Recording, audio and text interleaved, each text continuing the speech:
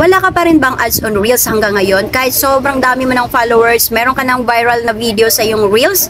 Eto, bibigyan kita ng tips kung paano magkaroon ng invitation from Meta para sa ads on Reels monetization. So number 1, dapat malinis ang account mo. Iwasan mo magkaroon ng plug content, iwasan mo magkaroon ng unoriginal content, iwasan mong magkaroon ng community against standard violation dahil napakabigat po niyan. So posibleng hindi ka magbigyan ng ads on Reels monetization.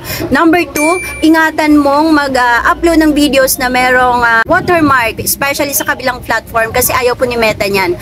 Number 3, dapat malinaw yung videos mo, yung resolution ng videos mo is klarong-klaro at syempre yung pananalita mo dapat diretso po siya. Number 4 po is mas maganda mag-upload ng videos kung sarili mong boses, kumbaga voice over po yung ginagawa mo. Number 5, at ito yung pinaka-importante. Siguraduhin mo na yung videos na i-upload mo is quality content and valuable content para naman sa yung mga audience dahil dyan po ay nagbe-base din po si Meta dyan. So, lahat ng mga sinabi ko is yung po in-apply ko kaya ako nagkaroon ng ads on Reels monetization. So, good luck at alam kong magkakaroon ka rin yan. Hindi lang ngayon, baka bukas imbitahan ka na ni Meta. Yun lang, bye-bye!